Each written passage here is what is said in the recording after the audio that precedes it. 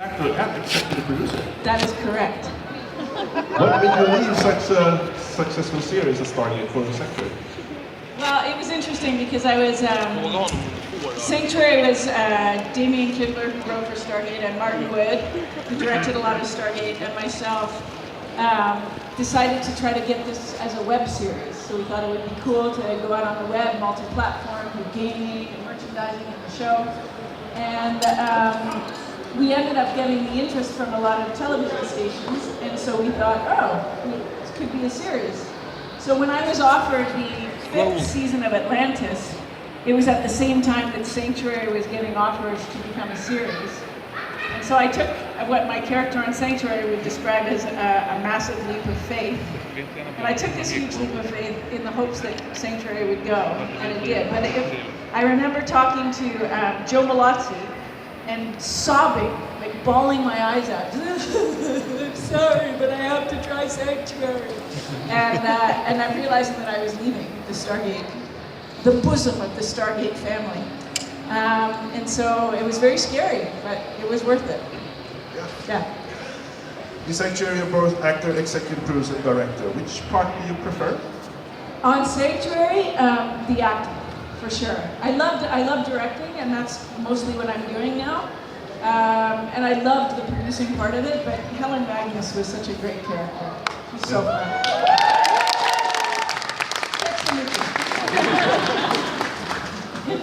You won a whole bunch of awards. Leo Awards, Pro Better Actress, nominated Gemini Award, and Saturn Award, and a lot.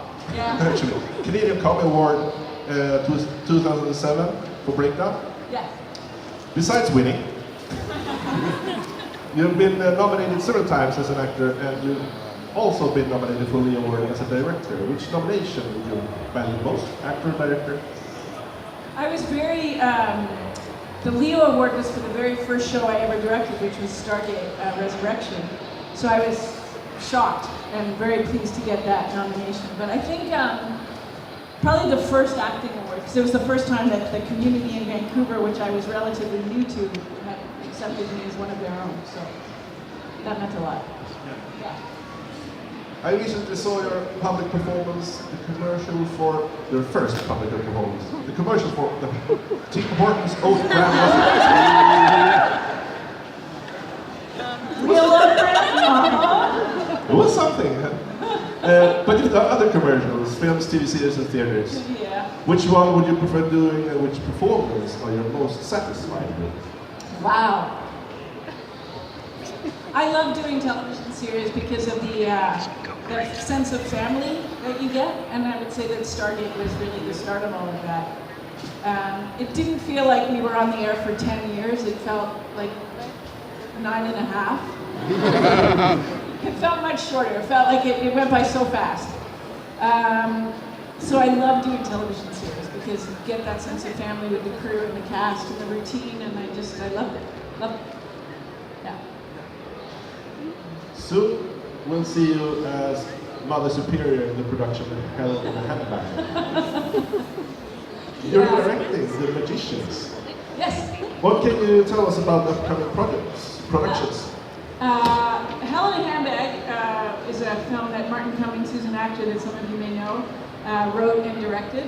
And it was just a group of local actors, and I got to play a Mother Superior, so everyone was super nice to me because I was wearing a full habit, so everyone was very polite. So I think that you should walk around wearing a full habit if you're having a bad day, because people are so nice to you. Directing The Magicians. I don't know, have you guys seen The Magicians yet here? Great show, love it. I directed a bunch of Van Helsing, which I think, that's like hard work. I directed Van Helsing with a new hero, a female vampire hunter. Travelers is coming to Netflix for you. Brad Wright, who wrote and created this series Stargate. It's Brad's show, so I'm directing the finale of that, and it's fantastic. What else is coming up? Romeo Section, which is the local Vancouver show. X Company, which I shot in Budapest. World War II, Nazi-occupied France, spies behind enemy lines. I love working on that, and that's coming up. And does anyone know Anne of Green Gables? Yes! Okay, so I'm directing the finale of this new remake written by one of the writers from Breaking Bad. So if you know anything about Anne of Green Gables, she's this iconic Canadian little red-headed orphan. It's like watching Little House on the Prairie kind of era. Really wholesome, plucky little kid.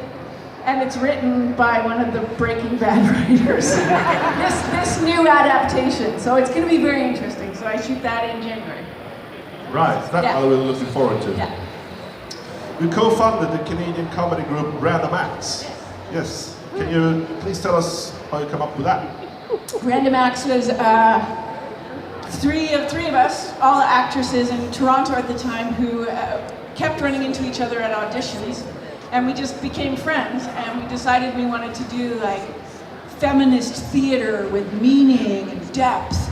But I like comedy, so I said, you know, if we did these stories but we made them funny, then people would maybe get the message, because you know you're laughing and it's fun. So we decided to do we decided to form a comedy troupe, and we did stories about Anne Sexton's transformation poetry. Anyone knows that's very heady. And we did this show about a book that was written called On Becoming a Woman, and it was written in the early 60s, and it was how women should behave. Things like greet your husband when he comes home from work with a drink, but don't ask him too many questions. Keep the children quiet. Make sure you look presentable at all times. That kind of thing. It was like, if you like a boy, knit him a sweater. It was too easy to do a comedy routine about this book, so that kind of stuff is what we did. Nice. You do a lot of charity. Yes. You have been offered awards and life memberships all around the world, actually. So can you please tell us something about your charity work? My charity was formed in 2008. We started thinking about it in 2007. It's called Sanctuary for Kids. Yeah. We have a lot of sweatshirts and t-shirts and supporters all here. Basically, the idea of the charity came because I feel so connected to the sci-fi community, and one of the things that is so great about you guys is how connected you all are, how socially aware you are, and how if you have a cause, you stand behind it and you're so supportive. And also how generous you all are as human beings. It's a really unique fan base, I think, in sci-fi. I think I consider myself a sci-fi fan also. I think we are incredible people in that we really care about our world. And I think that that's kind of the message of sci-fi too. It's good, the duck is leaving. So anyway, Sanctuary for Kids was started. We work with charities that deal with children in crisis around the world. We have 3 charities in Nepal, an orphanage, Nepal Orphans Home, Asha Nepal, which helps trafficked women and their children, getting them out of sexual slavery, and Next Generation Nepal, which deals with trafficked children. And we also work in Vancouver with Watari, which is a group that gets homeless teens off the streets and transitions them into work and homes. And now they work with homeless teens and their children, getting them off the streets. We support a school in Haiti, and we do special fundraising relief when there's disasters. So basically our mandate is to help children in crisis. We're a non-for-profit. We fundraise. We have fundraising events. One of my biggest and most favorite is in England called Gabbit.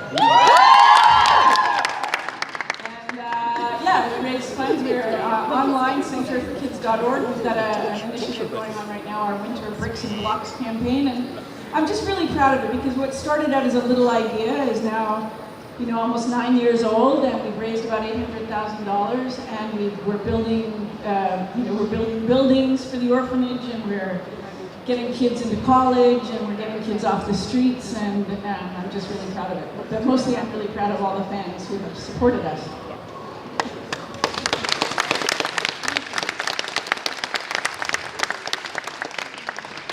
I heard you do a play, the Vagina Monologues. So I feel awkward all of a sudden. Yes. It's New York Times call it probably the most important piece of political theater of the last decade. It is. What the Vagina Monologues does is it raises money, and it's around the